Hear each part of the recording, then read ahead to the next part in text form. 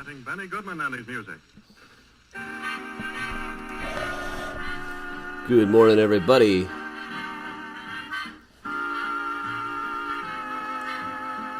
Give it a moment for everybody to log on here. Morning, Chris.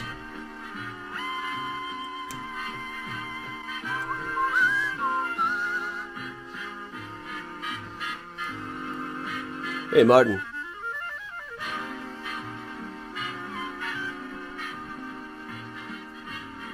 Hey, Karen and Kathy. Oh, wrong window. There we go. Hey, Julin, Tony, Chuck, Timothy, Pamela, and Dina. Hey, Gail, Jerry, Ann, Joanne. Hey, Cindy and Laurie. Even more towered band who purveys assorted rhythms, all danceable, in the Hey, Heather and Patty. Hotel in Chicago. Good morning all around. First of all, one of Irving Berlin's greatest Hey, hits, Vicky. Blue Skies. Actually awake, Evelyn.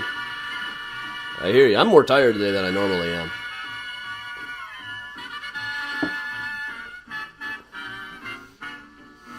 A fluffy and absorbent weekend. Is that... Man, keep me out of your personal life, man. I'm not going to be kink shaming or anything by any means. Hey, Diane. Hey, Heather. Hey, Octavio. Hey, Mom and Dad. Hey, Kirk in Minneapolis. Kim and Mary. Hey, Meg. I see Meg. I think that's what they did. We didn't get Romper Room in my town. Hey, Karen. Hey, Darlene. Hey, Melissa. Not that I know of, anyway. Hey, Kathy in Arkansas. It's going to be like in the 40s today. Hey, Roy on YouTube. Hey, Mary and Don. And hey, Patty. Is Connie Conley present? Is there a Connie Conley? Your daughter is looking for you. Hey, Lauren. Hey, Lorena. I have no idea who's watching, honestly, other than what I see in the chat window. Hey, Marley. Alicia and Robert. Hey, Laura, Melissa, Eileen, Denise. Hey, Teresa over on Twitch and Carrie. Hey, Mike and Nancy.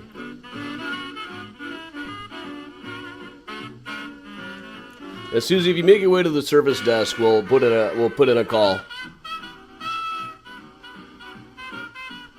Hey, Bridget and Mary Jo. Morning, Patricia, Jean, Jeff, Amy. Hey, Jean over on YouTube, on Twitch. And Eleanor.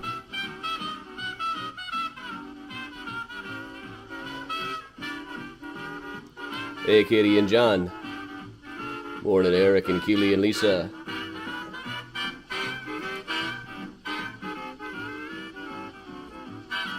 Gene, I have not been outside yet. It sounded pretty windy. I realized we had a window cracked all this time. Genius of me. Hey, Sherry. Hey, Carol.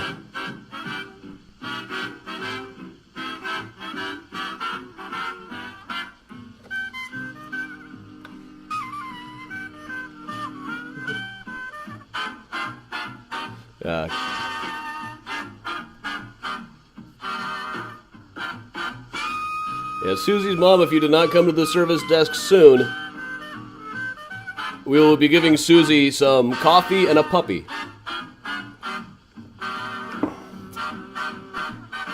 Hey, Mike and Laura, Jenna, hey, Liz on YouTube.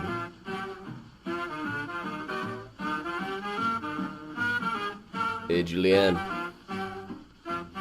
Yeah, we probably will have windows open later today. It could be good to air this place out a bit. It's been cracked all this time.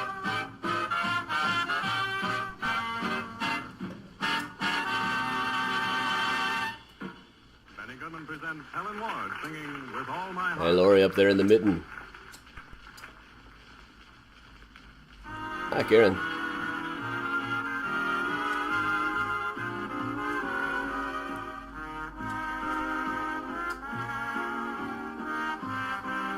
Morning, Cheryl. Hey, Dee Dee, glad to have you live.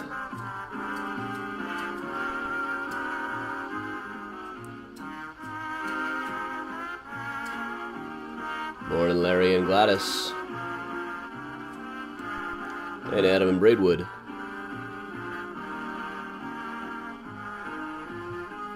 And Kmart desk. Blue light special on mics. Oh, thanks, Eileen.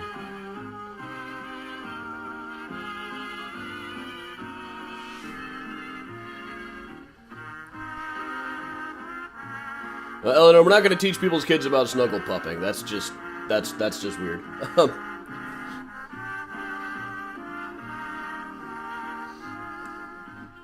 Jared, that's awesome.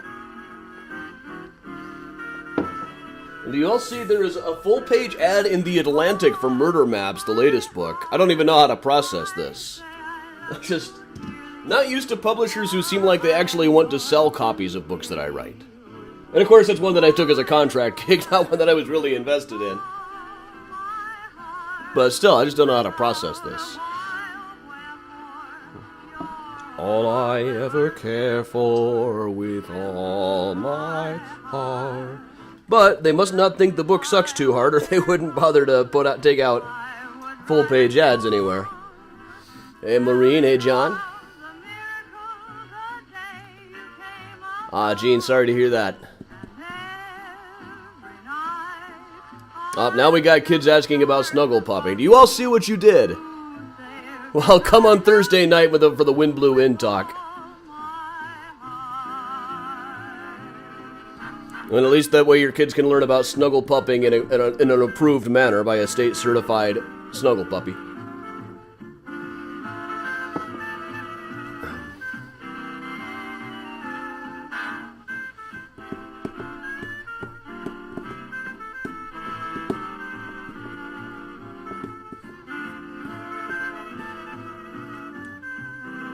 Lost in the Statue of Liberty. You know, that space isn't that big, the Statue of Liberty.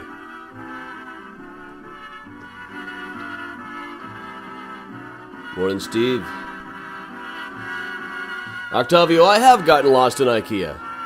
Many times. Benny Goodman goes way back and gets a lot of rhythm out of Walk, Jenny, Walk. Benny Goodman and his orchestra. Morning, Donna. Is Miles awake? No, he is not. Both cats are currently curled up on the couch. You can see a bit of Priya next to the pillow there. Hey, Jordana.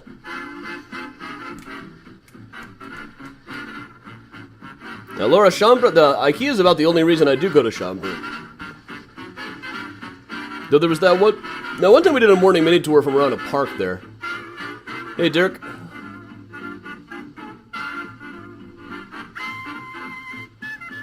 Hey, Bob.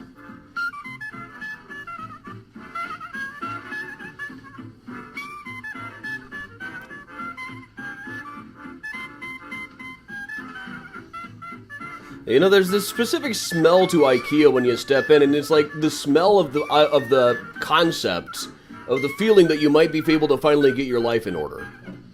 It's intoxicating, the IKEA. Hey, Grandma Bell.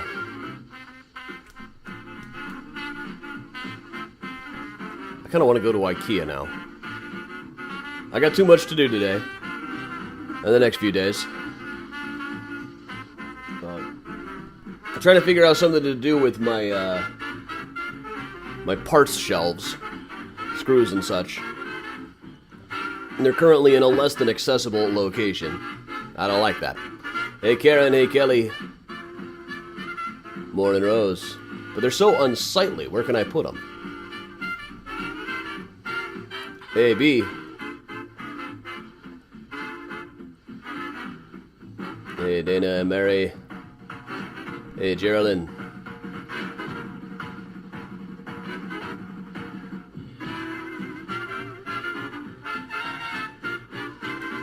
You know, what you want to stay away from at IKEA is the Swedish candy. Candy is one of those cultural things that do not translate. There was a thing called the Octosalt, which was like an octopus gummy in salt. the And I imagine the parking lot must be just littered with octosalts that have been spit out after one quick chew. I am propped up on IKEA shelving right now, in fact.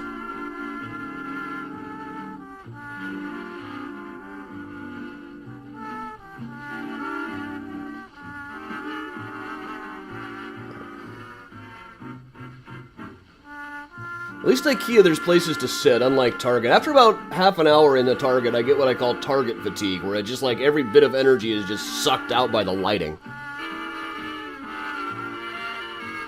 I get kind of loopy and sick feeling.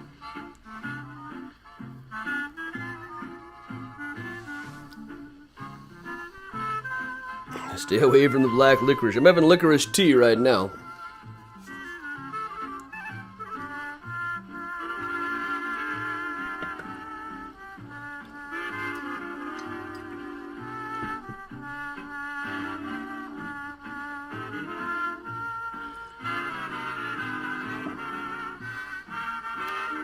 I would probably get it a lot faster in a Walmart. I haven't been in a Walmart in a long time. Lisa, it was pretty windy this morning. I haven't been outside in a bit, but I had the window not entirely closed, and it was howling.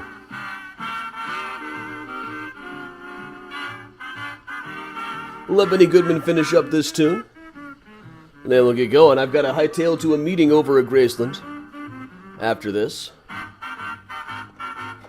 But I got some time for the post-show hang.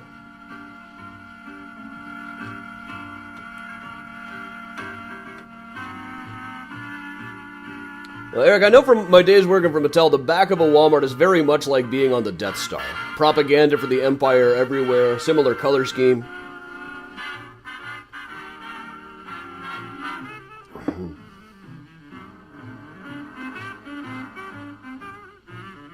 Not as exciting as the back of a Kmart, where you could get killed in the back of a Kmart and they'd never know.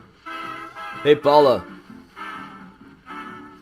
They'd find you in Walmart. They'd probably put your clothes on the shelf, on the rack. But then they'd probably call the cops, probably. But all right, that's Benny wrapping up. I've gone back to using the regular one that gets me a copyright ding, as the ones that I dug out of an old hard drive were getting me like 11 copyright dings the next morning. So here we go, everybody. Welcome along. Welcome to Mysterious Chicago, everybody. I'm Adam Seltzer for Mysterious Chicago Tours. I've been a tour guide and historian here in Chicago for going on 20 years now. Got about a dozen Chicago history books out, including Mysterious Chicago, the book, H.H. Holmes, The True History of the White City Devil, the brand new Murder Maps USA, as seen in a full-page ad in The Atlantic this week, and coming this summer, Graceland Cemetery, Chicago's Stories, Symbols, and Secrets. Now, I'm also on the History Channel and the Travel Channel quite a bit, so I am incredibly famous, and you should definitely pay attention to whatever I say. For real. But a couple of years ago, we're just about to the second anniversary now, about a month away from when I started doing virtual tours for reasons that are probably obvious. But in order to drum up interest in these virtual tours, I started going out every single day and just doing a mini tour someplace, a cool grave or an old-time murder site. And naturally, I kept needing new material. Sometimes I could think of a story every day, but sometimes it's further away than I want to drive. Some days I want to challenge myself a little bit, so I'm constantly digging up these stories. And often I find them, learn them, and get a couple of days of morning mini tours out of them, and then kind of forget them. Many of these are stories that have maybe been retold in an anthology once or twice, but aren't all that well known. So the last couple of months, I've been going through my files, getting everything organized, kind of keep track of all of these stories that I'd learned and often just forgotten about. So what we're doing today is Lost Stories from Chicago History. These are stories that in general have been on the mini tours, or featured on the Patreon, down below, but haven't really made it onto one of the major tours or haven't really made it into any books or anything like that that I know of. So let's go ahead and get started. We'll start with the one that I did most recently, the story of Blanche Dunkle. Legs in a trunkle. The fact that this woman's name can be sung to the tune of Brass Monkey is going to be the death of me, but here we are on Westbury Avenue, just a little ways south of Wrigley Field, kind of by the Briar Street Theater where the Blue Man Group perform. And there's this building here at 731, still standing, which was the site of the Torso murder of 1935. Now, there's a wide range of cast of characters here in the Torso murder. First of all, there's love. That's just a totally wrong button there. That's going to screw me up later. Love, death, hate.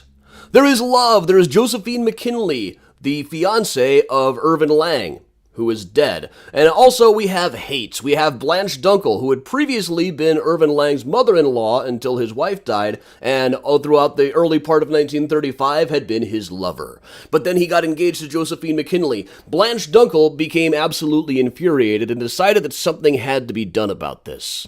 Now, Blanche Dunkle had apparently been carrying on with her daughter's husband for some time before her daughter died. There was some talk, after the story broke, of having the daughter exhumed from Rose Hill Cemetery. As far as I know, she never was. People accepted that it had in fact been natural causes. And initially I thought, this story that she was having an affair with the guy was probably just newspaper talk. But then during the inquest, she did admit that yes, about 2 months after her daughter's death, they had moved into a house on Waveland Avenue and started doing it about twice a week. So, when he became engaged to another woman, one closer to his own age, she got really mad and started talking to her friend Evelyn Smith. Now, Evelyn Smith is widely reported to have been a burlesque dancer. Now, that may or may not actually be true. She was working as a laundress in a hospital, but she got to talking with Blanche. Blanche complained bitterly about Irvin being engaged to somebody else, and finally started saying, you know what, I should hire you to kill him. And eventually kind of wore her down on this. Evelyn eventually agreed to do the deed for the sum of $500, which she was never paid. But she had Irvin come over to visit her here in this house on Berry Avenue. It would have been the first floor apartment. And there's actually a picture of what the interior looked like there. She got Irvin nice and drunk until he passed out. And then once he was passed out, she wrapped a rope around his neck and strangled him to death. At this point, the plan was to take the body out to the lake and dump him in the lake. But she found that he was too heavy to do that. So she waited for this guy she lived with. Was a Chinese man named Henry, who was either her husband or her foster brother, depending on which source you're reading and which way she's telling the story. Henry was sat there aghast, but agreed to help get rid of the body. The next morning, when the hardware stores opened, Evelyn walked up Clark Street to the nearest hardware store and bought herself a hacksaw. Having bought the hacksaw, she hacked the legs off. They drove the body out to Hammond, Indiana, put the legs in a trunk and buried it in a swamp, dumped the torso someplace else, then took off for New York. At some point, Henry and Evelyn split off. Henry was never seen again. Evelyn hid out in New York for a while, but very quickly, the body was located. And once the body was located and identified, they traced it back to Blanche pretty quickly. So Blanche spilled everything, told everybody that it was Evelyn who did the whole thing. Police broke into this place and started hauling out the evidence. Now there's this picture here of them hauling out the death chair, as they called it. And what's wild about this is these two guys hanging around who are just like, hey, look at me, I'm in the paper. Here goes the death chair. It's like, did these guys hate Irvin Lang or what? Even the police officer is just having way too good of a time with this. So Evelyn was captured in New York and brought back to Chicago, where she did a lot of posing. At the time they asked her, is it true that you've been a burlesque dancer? And she shouted, burlesque my eye, why don't you guys go to bed? Her story was that she had emigrated from Germany when she was about 7, initially sent to live with a family on a farm in North Dakota, but the family expected her to wash all of the children's pants in the family, and she didn't like that, so she ran away and spent the next 30 years hopping trains and going from laundry job to laundry job. In other words, she got away from laundry work to go get laundry jobs. At least she would have gotten paid, I suppose. So the two were reunited in prison, very bitter with each other. Evelyn, on the left here, maintained a cheerful demeanor throughout the entire thing. Blanche, a little bit left so. So, initially, they decided to just enter a guilty plea. There was no big trial over this. They just had a hearing in front of a judge. So, really, within weeks of the crime being committed, they had been found guilty by a judge and sentenced to 180 years in Dwight Women's Prison. And here's actually a picture of Evelyn as she appeared. In 1959, she was still in prison for a long time. She was working in the sewing room at the time. But there's her at the time of the crime and her 20 years later, striking a very similar pose now that I look at it. Now, it is also widely reported that they became friends again. As soon as they got to prison, they were just old chums. And there was a weird little quirk in the sentence that on the anniversary of the murder, they would be sent to solitary confinement. And this kept the story alive for years. Every year, the paper would report Evelyn and Blanche have reported to solitary confinement for their night as ordered by the judge. It's kind of surprising to me that the story isn't better known. The building is still there. The story was rehashed in the papers annually for decades. In 1962, Blanche made parole. I don't know what really happened to her after that. There was a woman by her name who died in Indiana in the 1980s. Evelyn, I haven't figured out exactly what happened yet, partly because Evelyn Smith is just such a common name that it's very difficult to ascertain the traits her to any other particular Evelyn Smiths. But by the time this picture was taken, she was the oldest woman in the Dwight prison system. And once again, the fact that Blanche's name rhymes can scan to brass monkey, it's going to be the death of me. Blanche Dunkle, legs in a trunkle. Blanche. All right, let's do one where nobody gets killed for a minute here. We're just going to take a little bit of footage up to the lake. I tried to get some better footage for this because what I really needed for this was icier footage than this. But this is some footage that I got for another tour like 2 years ago now. This was for the first Unsolved Mysteries tour.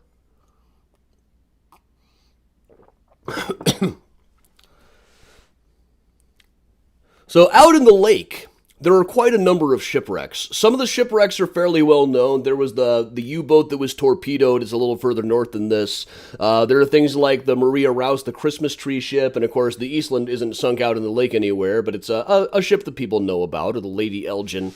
There are quite a number of others that are known to shipwreck fans, of which there are many such people, but not to really anybody else. And one of my favorite stories that we found for one of the Find a Grave Fridays, we found the owner of this ship's company, was the story of the SS Iowa. Now, that was a steamship operating in 1915. It had already sunk once or twice, but it had been recovered. But in February of 1915, they decided to use, some off-season rates to sail it down from Racine, Wisconsin, down to Chicago. Carrying a load of freight, there were approximately 70 people on board, mostly crew plus the ship's matron, a woman named Lizzie Smith, and one guy who just happened to be a passenger who booked passage on this ship. Now, the water was all covered in ice at the time of Lake Michigan. They had another ship going in front of them to break up the ice as they went around, but eventually they got stuck and landed about 3 miles east of Chicago, out in the middle of the lake. The captain sent a thing saying, "We have been crushed by the ice like an eggshell. The ship was leaking badly, sent wireless for tugs, but the boat is sinking." It looked as though no tugboat was going to be able to get there and help anybody. So, Captain Stufflebaum decided to do about the only thing that he could do, which was order everybody to go to Chicago. And there was only one way to do that, and that was on foot. So they got everybody off of the ship and got them into a single file line, appropriately spaced so there wasn't too much weight on any one part of the ice, and walked to Navy Pier. Now, the ice wasn't one solid sheet. There were a lot of cracks in it and a lot of little pancakes of ice floating in the water, but everybody was able to make it. One guy who was on the ship when it started breaking had broken his collarbone, but everybody else was in perfectly good shape, and they were able to slowly, over the course of about 8 hours, make their way all the way out to Navy Pier. So the ship ended up sinking into the water. Everybody was okay. Everybody was fine. Captain Stufflebaum issued several statements. People told stories about how harrowing it might have been, making it, having to jump across the cracks in the ice every now and then. But nobody really had that much trouble with it. They all got back in pretty good shape.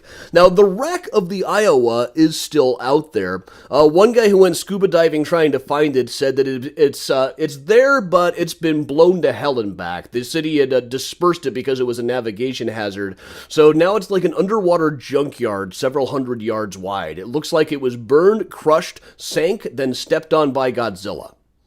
Twice. One of the people on board, the wheelman, had said the night before that he had a dream of a black cat, so he really shouldn't have been going off on a ship that day. That's a tip, kids. Write it down. You have a dream of a black cat, don't get on a ship to sail across ice. And while we're talking shipwrecks, though, let's go up to Andersonville, for a story we covered fairly recently over on the mini tours. And this is a really cool house just to begin with. I feel like there's been some additions to it since it was first built, but it was probably a mirror image duplex. At one time, if you imagine if the second layer of the balcony wasn't present and the balcony on the left hadn't been fixed up, this would be two houses kind of joined together in kind of perfectly symmetrical images of each other. Since they mixed it up, it's really a little bit more interesting. I love that they got the green color on there, too.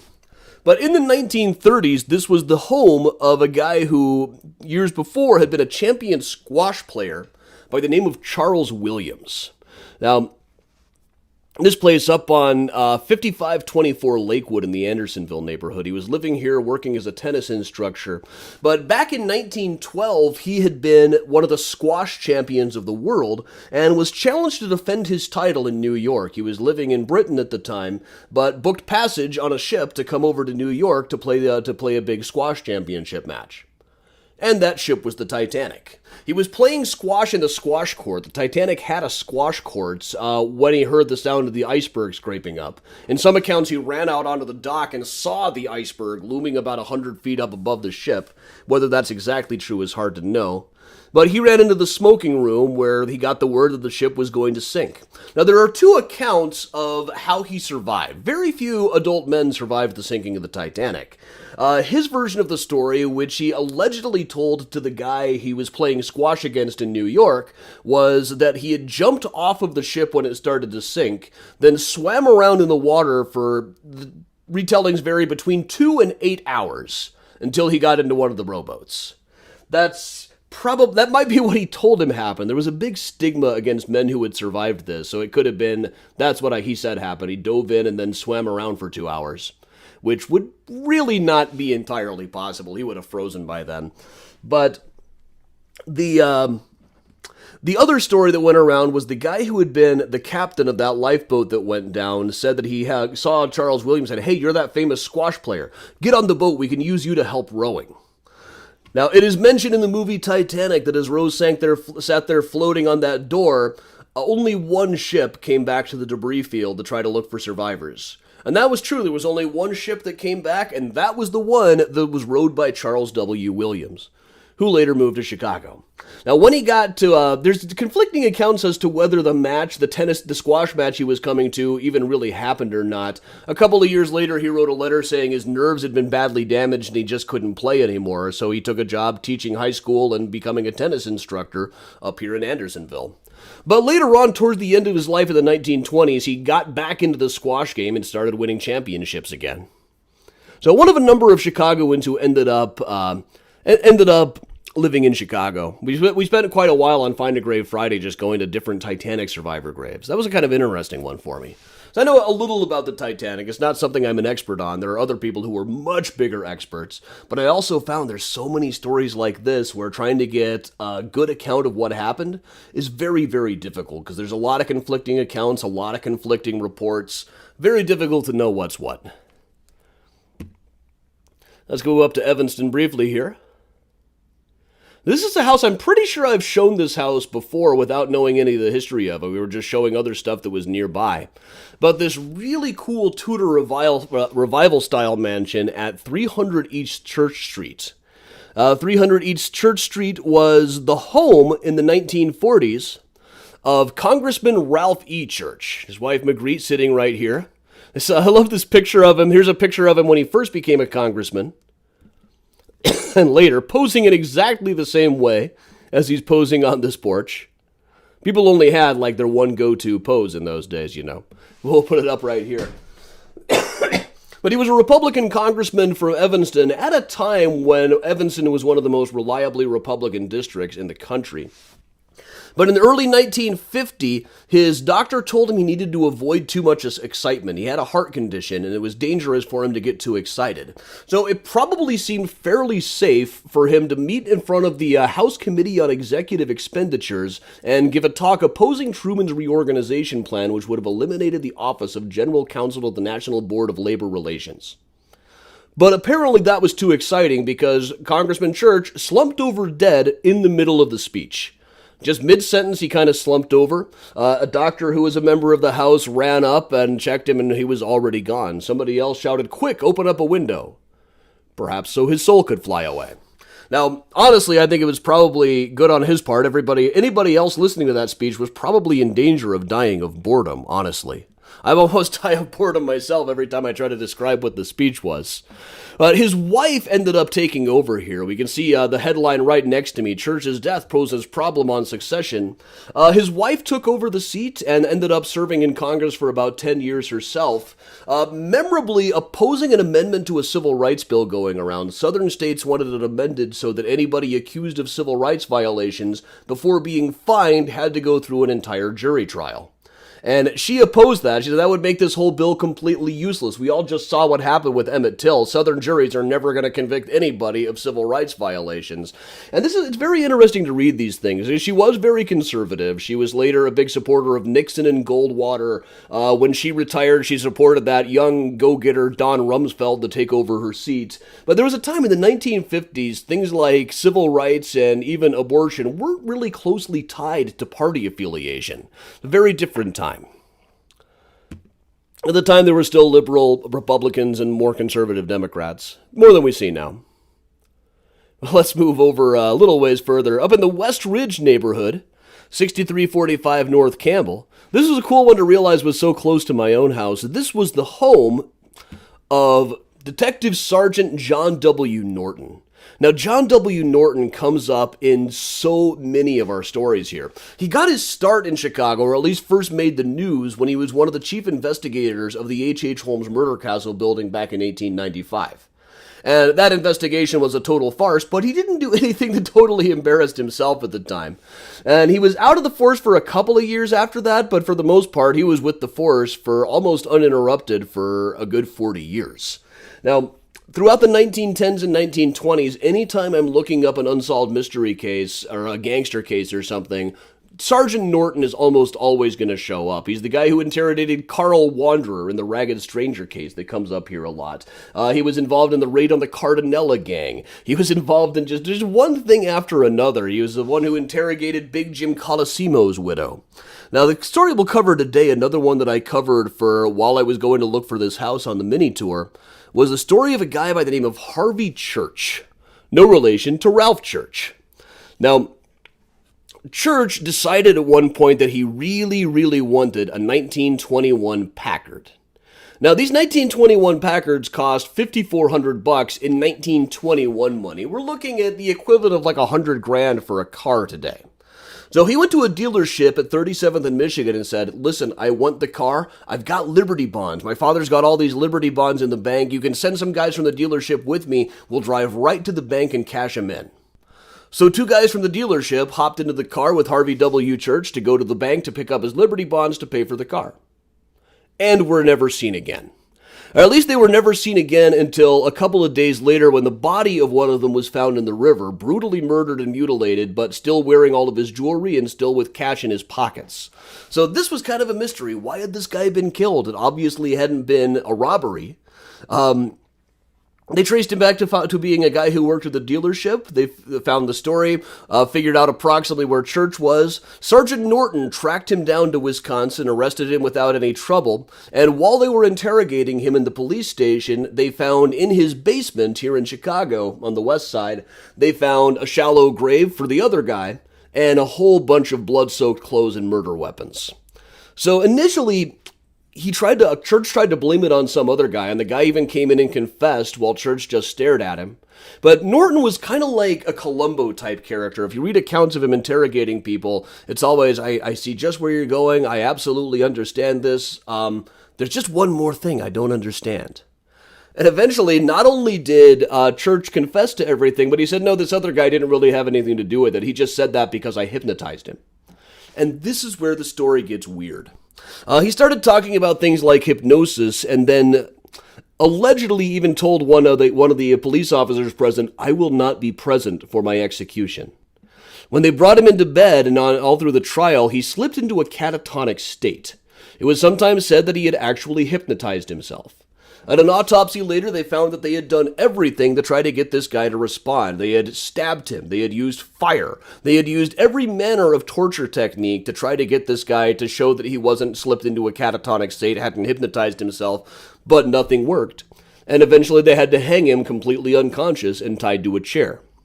There's a lot of things you can say about this kind of investigation. This was, torturing people was not something they were particularly shy about in those times, though by then, Detective Sergeant Norton was off of the case.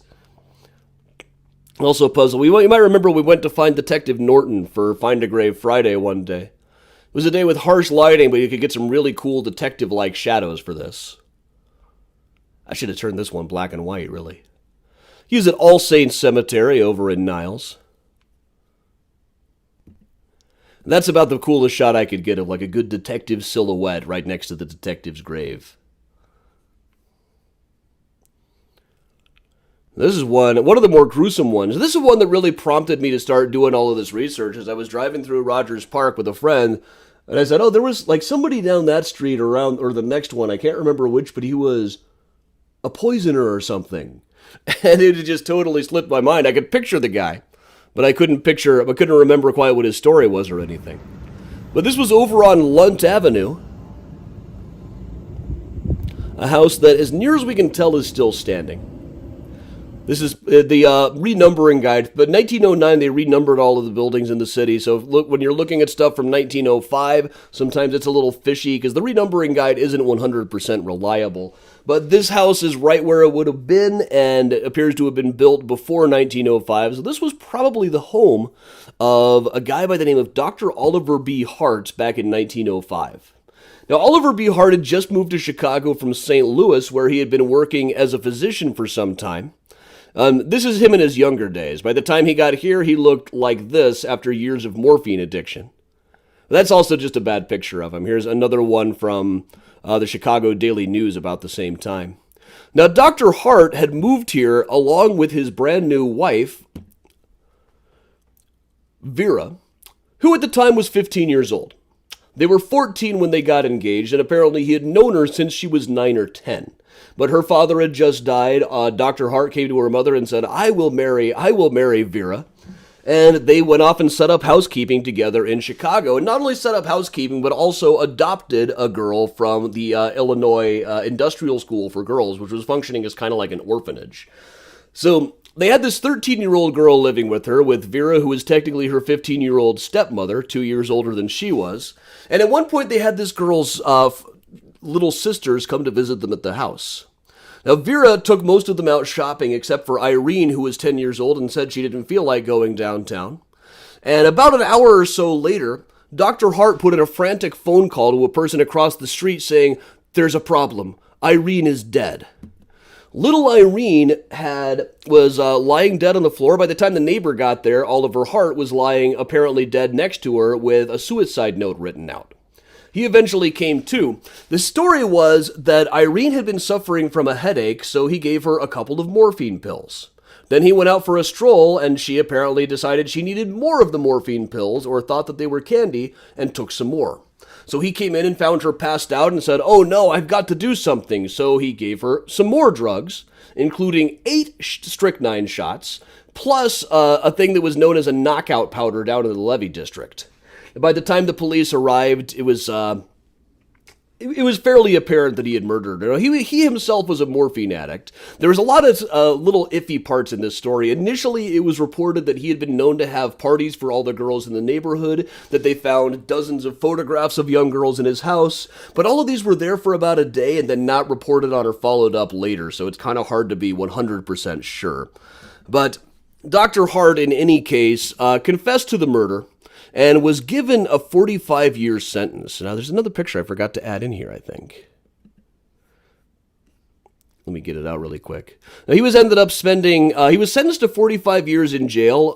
Eventually, he did get out. His World War I draft card that he filled out in prison listed him as a gardener. And his death certificate from several years later lists him as a retired wholesale florist from New York. He is buried out in... That's another guy I have a later picture of. I don't really know what he looked like in later life. I know that he's buried in St. Louis.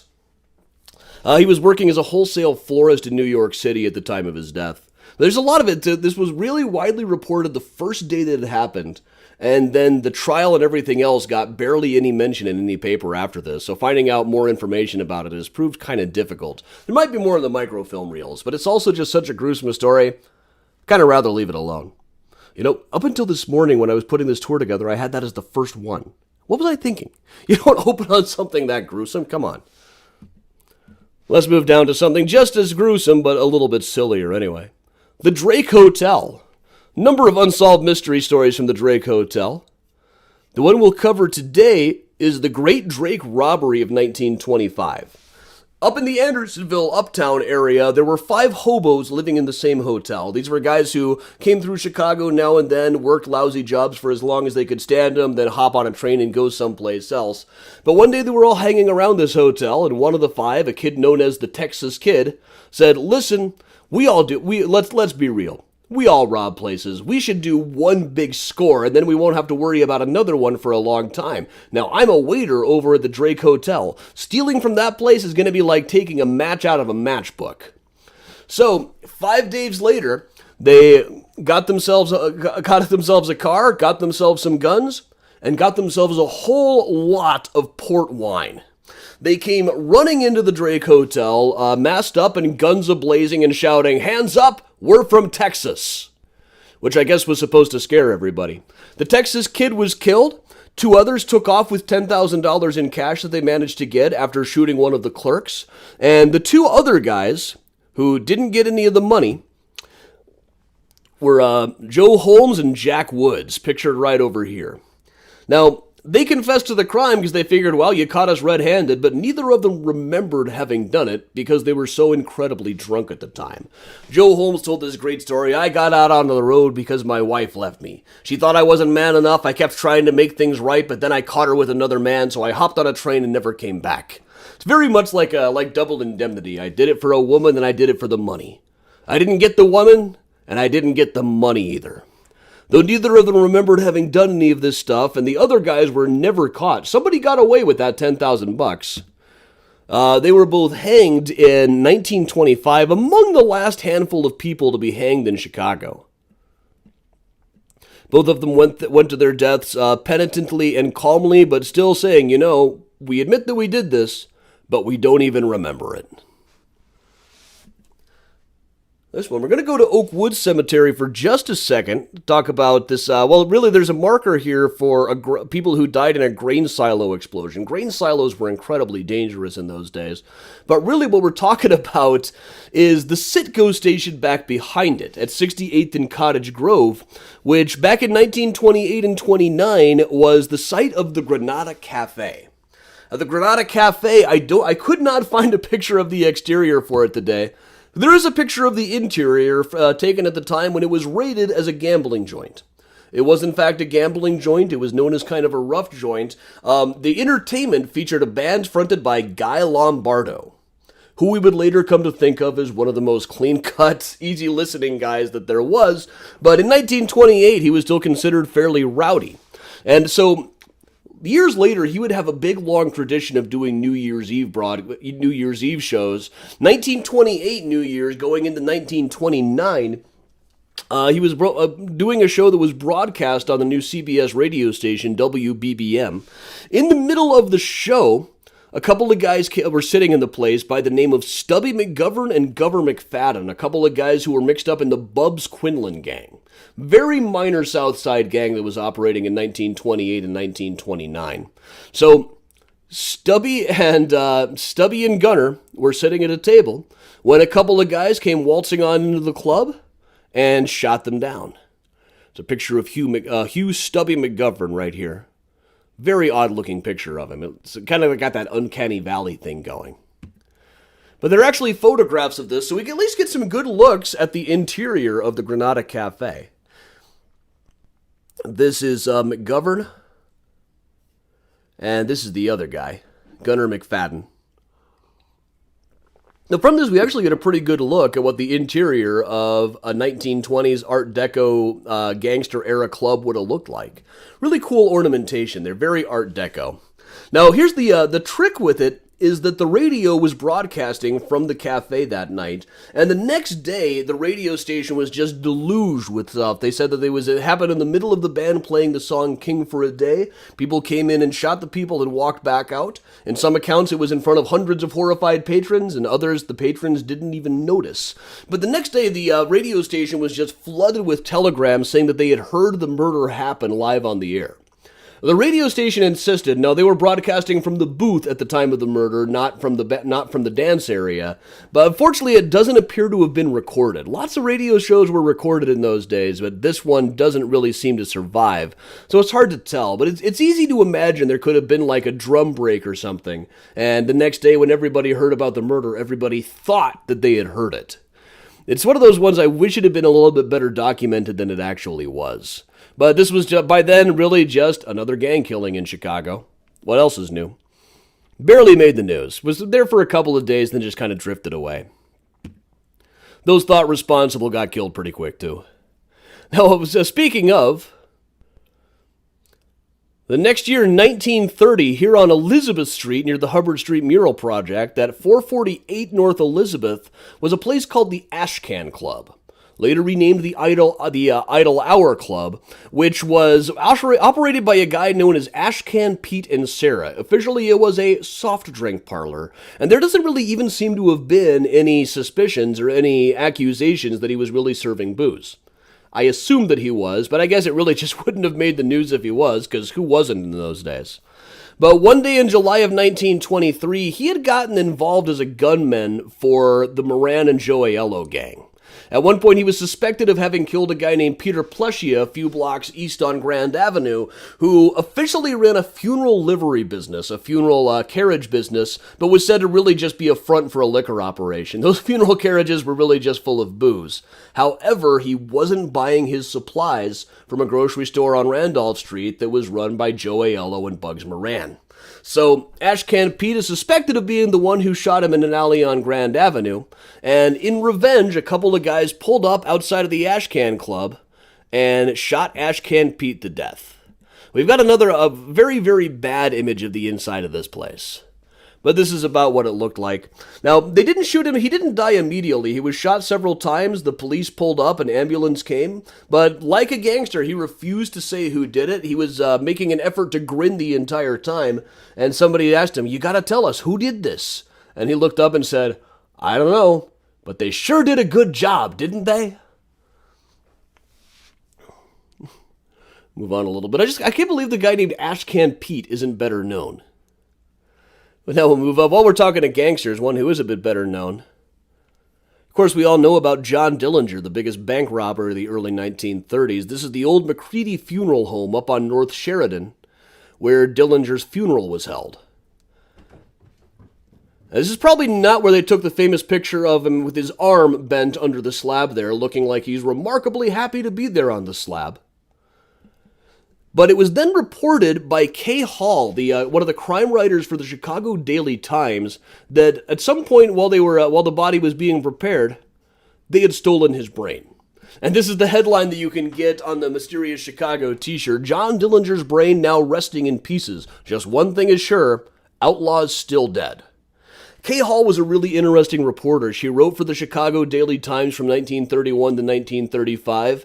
Then after she got married, she just kind of disappeared off of the record. A lot of what she did was crime writing, but she also did reports on high society. And at one point, she decided to get a job as a taxi driver just to write about it for the paper. So she went through a quick training, got a job driving a taxi. That's about the best picture I've gotten of her. Most of the shots of her were dressed up in a cab driving uniform. And what about as you'd expect? She found out that some people would tip with an orange instead of money. She found a few people who were afraid, like, they have women cab drivers? One woman refused to ride with her because I know that women can't drive. And it was a woman who said that one. But she got a whole week's worth of articles out of it and did, by all accounts, a very good job driving a cab around Chicago. And my favorite little thing about her that I found, she lived like till 2004, but after about 1935 didn't do much writing anymore. But her husband was a guy by the name of Gordon Sessions. And Gordon Sessions in 1939 wrote to the paper to talk about this place that he went to up in St. Paul called Mickey's Dunking Hour. You could buy coffee and dunk them in your donuts. He thought this was great. They should have these in every city, a place where people can just relax and dunk their donuts into coffee. It's like, okay, Gordon, got any other winners for us? Don't call us, we'll call you.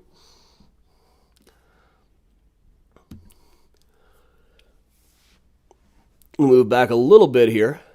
This one, I realized I didn't have any good film footage for this just at the last second, but we'll just use the criminal courthouse where the guy's trial took place. We can always use the courthouse. 1926, there was a trial here held for a guy by the name of Martin the Sheik Durkin. Now, Martin the Sheik Durkin was often referred to as a gangster, though really he wasn't. He was just kind of a lone outlaw, but just referred to as the Sheik. They called him a gangster because they called everybody a gangster. And they called him the Sheik because he was always well-dressed, often wore this pencil-thin mustache, told stories about stealing cars and driving with 3 women all over the country, all of whom were in love with him. After shooting a few people and stealing a whole lot of cars, the brand new agency, the FBI, set up a sting. They came after him in a garage. They traced him to a garage where he had parked a car down on 63rd Street. An agent came up to Durkin. Durkin thought that he was being robbed, perhaps, and pulled out a gun and shot the guy. This guy, Ed Shanahan, became the first FBI agent killed on duty because of this. And at this point, Durkin had to go on the run. He was all over the place. He was shot in the affray himself, said he found a doctor on the west side who cut him open and patched him up, took a train all the way to New York from there, bounced around back and forth. At one point came back to Chicago to leave some bloody clothes and a suicide note next to the river so that everybody would think that they had that he had just died in the river by suicide. They dragged the river but didn't really expect to find anything. Now, meanwhile, while he was back in Chicago, he picked up one of his latest sweethearts, Irma Sullivan, and married her. Started driving around from city to city with her, though she didn't realize until right about then that this guy that she had married was actually a wanted public enemy on the run from the law, or that he had another wife named Betty who was still hanging around. Now, they had tried to use Betty to capture him at one point. She had an uncle named Austin. They had set a trap. They lured Martin and Betty over to Mr. Austin's house, but he managed to get away, and in the end, the uncle was the one who ended up being shot. So Irma initially said, "I'm going to stay by his side, I swear it. I married him for better or for worse. Obviously, this is for worse, but I'm going to stay by his side." Eventually, she obtained a divorce. Martin was eventually given a lengthy prison sentence. And it was noted at the time, several years later, there was a bit of a follow-up. This is him being transferred from one prison to another. In a later article, somebody said he's now become, he's worked as a plumber in the prison system and has now become a pretty good 10th-rate plumber. It's like, how much better do you have to get to be a 9th-rate plumber? How do you be a pretty good 10th-rate plumber? As your 10th rate, you're probably not pretty good just in general. There must be a whole rubric for this kind of thing that's kind of beyond me. And one other gang story while we're at it. I'm going a little over time. I wasn't really sure how long this one would go.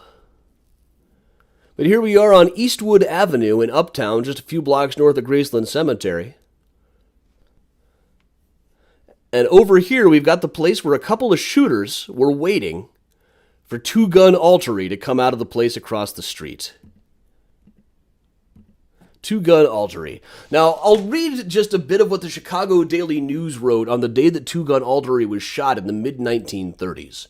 This is the story of Gun Louis Altery, one-time pugilist, one-time policeman, one-time robber, one-time lieutenant of Johnny Torrio and Dino Banyan, erstwhile rancher and union business agent, and today the subject of a coroner's inquest as to who shot him and why didn't they do it sooner. Clem Lane, Chicago Daily News. Gun Altery was a former boxer and had even worked as a cop in California before he came to Chicago. Now, at the time, the Dino Banyan gang had employed a guy named John Duffy to be their hitman, and he made a lot of talk about what a tough guy he was and how many people he'd shot, but when they gave him an assignment, he would never actually do it. So they also brought in this other guy, Gun Altery, so known because he carried around 2 guns. Well, his nickname at the time, he and Dino Banyan kidnapped John Duffy and took him on what is known as the first one-way ride. dumped his body, arranged for him to be picked up right outside of Al Capone's place, the Four Deuces, then drove off, killed him in the car, and dumped the body. A couple of months later, Dino Banyan was shot, and Altery owned his nickname by showing up at the funeral, waving a couple of six-shooters, and promising to get revenge on whoever killed O'Banion right on State and Madison. Thereafter, he kind of fell out of favor in the business. As things got too hot for him in Chicago, he moved out to Colorado and worked as an actual rancher, got in trouble off and on. He survived the Capone era, and as the gang splintered, he started to risk going back to Chicago every now and then. There were all those stories by then. After Prohibition ended, there were all these stories about gangsters who had just moved on to a quiet life, and they would meet up with people and, laugh about the times they had tried to kill each other. But in 1935, Louis and his wife came back to Chicago, got a phone call saying, "Hey, can you step outside for a second?" Stepped outside and was shot to death right outside of this place. Two people came up, were stationed across the street, shot him several times, disappeared out the back alley. It was said that it wasn't because of anything he had done back in the day. It had come because he was organizing the Theatrical Janitors Union, which the remnants of the Capone gang wanted to get a piece of themselves. Now, there's reporting gets a little bit different. I can't tell for sure whether this building that I've been showing is where the shooters were or where he was staying. Different articles say different things. Stuff gets a little bit tricky now and then. But all right, everybody. That brings us to over. So I'm going to go ahead and plug the upcoming events. I forgot to put up the sign for the upcoming events. Well, that was brilliant of me. I'll move something over here.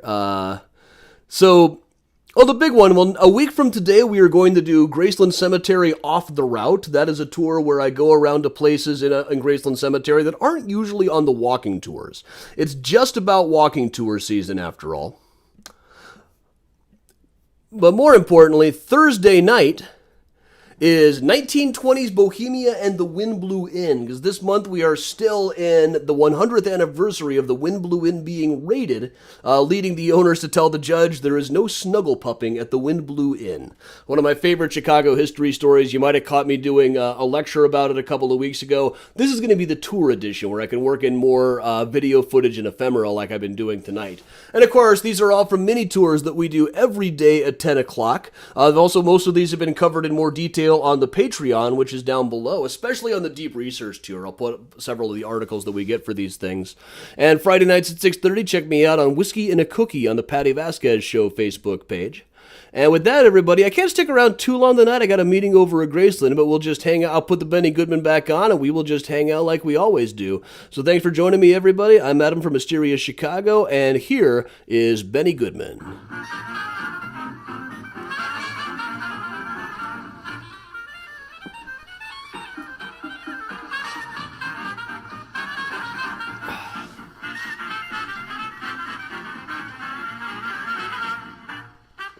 Good advice, don't mess with the theatrical janitors. They know why the floors are really sticky.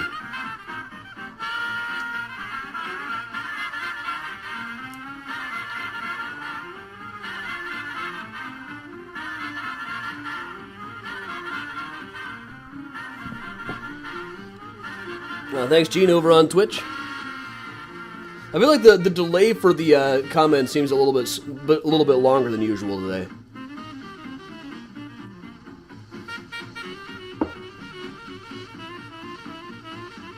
Like I'm just now getting comments from a while ago.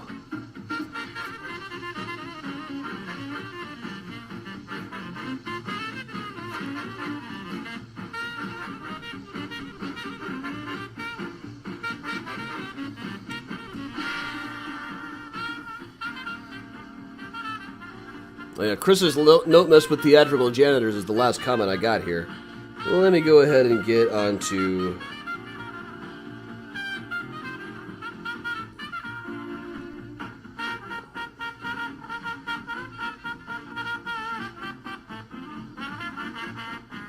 Okay, more of them coming on. More of them are coming in over if I put it on the phone. Let's see here. Thanks, Diane. Oh yeah, I gotta bring Miles out for a minute. I'm still getting messages on Twitch. They've stopped coming in on the Facebook, though. That's weird. Gail, I haven't seen Cuphead yet. I'm looking forward to it, though. Thanks, Audrey. Yeah, let me go grab Miles.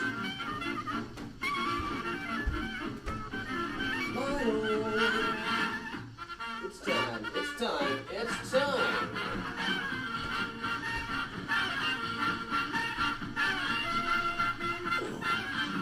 Look whose nap we've interrupted today.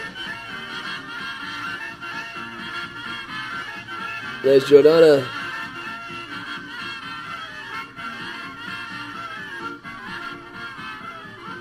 Bootlegged in Oak Forest Hospital? I wouldn't be surprised, but I don't know anything about it right off the top of my head. Aww. Miles is having a nice, relaxing day. What would my gangster name be? And that would put rhythm in the beat of a wooden Indian. That was the bugle call rang, Benny Goodman's own arrangement. Now, well, my soccer nickname was the Shark when I was 7.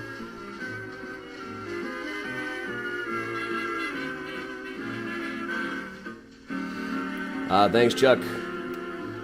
Yes, thanks for helping me get through the winter when there aren't any walking tours. Hopefully I'll start them again in March.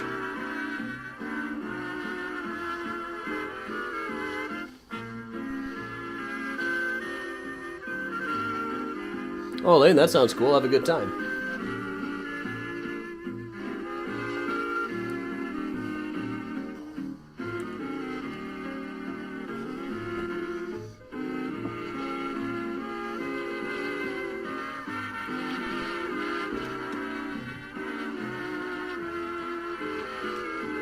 The thing came up a while ago. Over the past week, there's this article from 1964 going around. It was an Atlanta columnist saying, "Boy, Sullivan sure wasted his time on these mop-top Beatles with no talent whatsoever."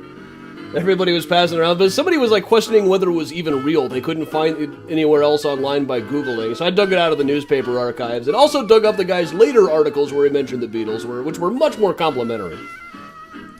They won over most of the unbelievers over that first year or so. Lisa, I'm still finding out. They're going to be doing construction around the entrance at the time that the book comes out, which is pretty bad news. Officially, they're not doing tours over the summer.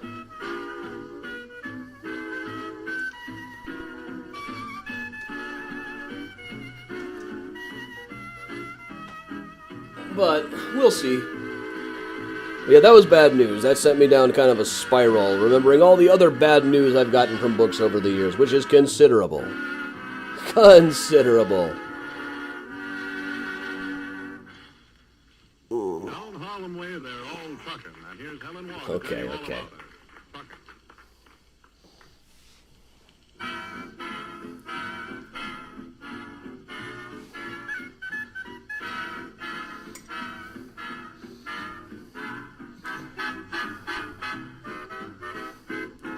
I'll go see if Priya wants to say hi. Priya? You want to come say hi to all the nice people?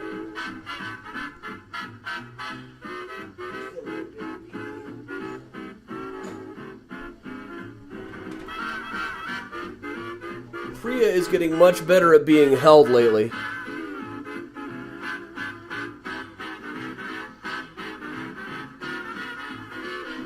Lynette, I missed the earlier comment. But Holmes did go by H.M. Howard for a while.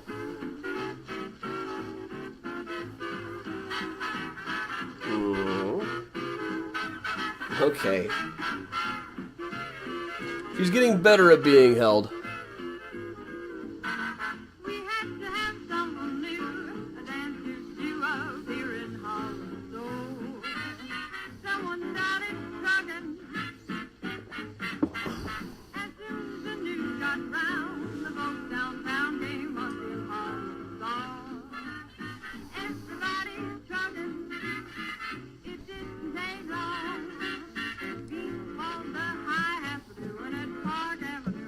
All over town.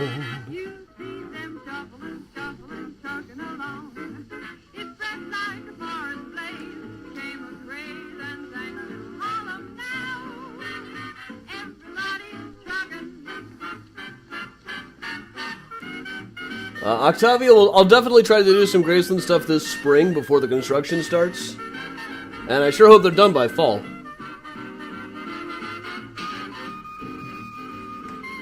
Carol, no, I've had no trouble getting cat food.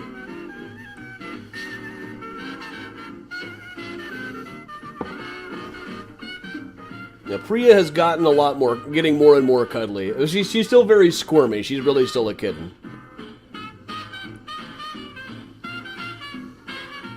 And she got to play with the upstairs cat the other day. Sammy, the cat upstairs, sometimes roams the staircases. And they'll kind of yowl at each other through the door. Miles doesn't like him. On the Alamo. But he came in for a bit, and Priya just kind of went up and booms noses with him. Kristen, hopefully March or April, we'll kind of see how the weather goes.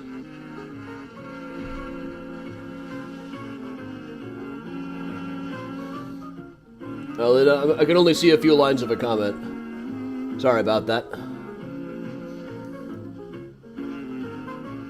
In the spring, they usually start late March, early April.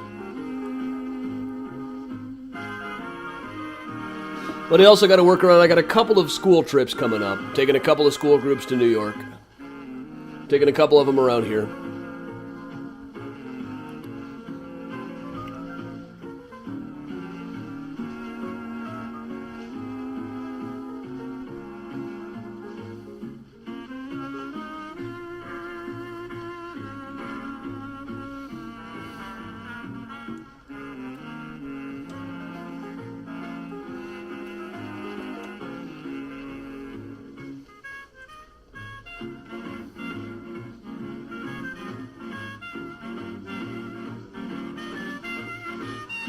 With the really cold ones, I figured there are a number of people who will come, but they'll also come when it warms up, too, and then I can just do the one tour and not two.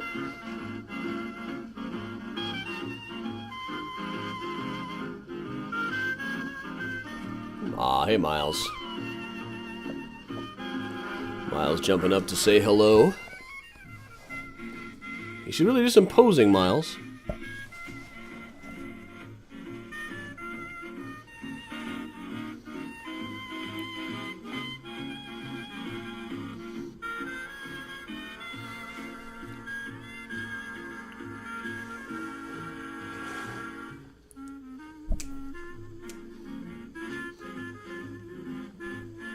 Alright, now the comments are back on Restream. They just weren't being pushed to the Restream app that I'm using to broadcast onto the multiple things.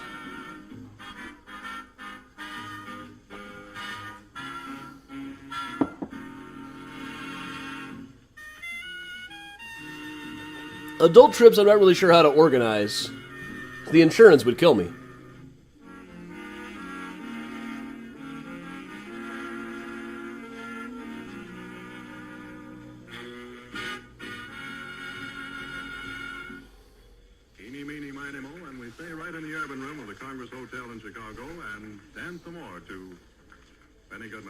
And hear Helen Ward sing Eeny, Meeny, Miny, Mo.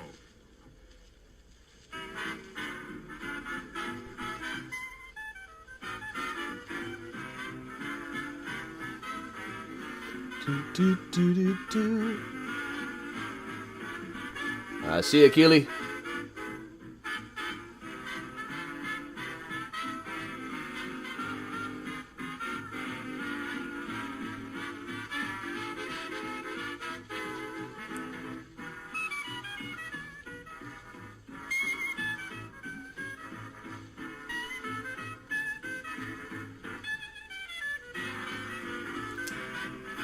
See you, Jeannie.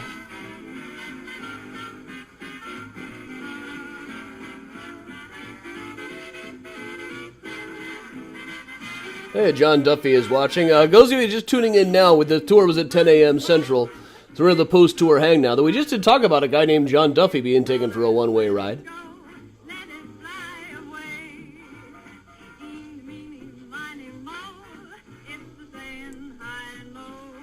Hear it everywhere you go, any time of day.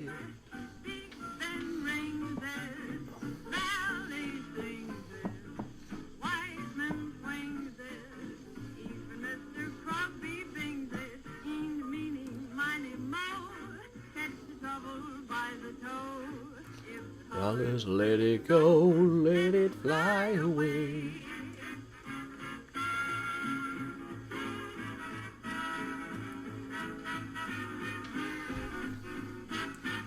Alright, well, those of you showing up late, as soon as I log off, it'll just be in a couple of minutes. After a couple of minutes after that, it'll be up on the videos page. Thanks, Melissa. You know, it's always the chaperones that give me trouble.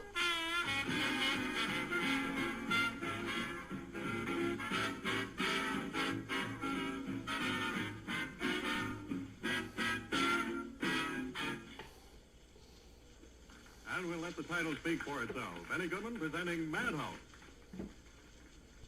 I'm hoping I get a day in New York with enough spare time that I can go film my grave robbing New York walking tour. So I can do that one properly on virtually.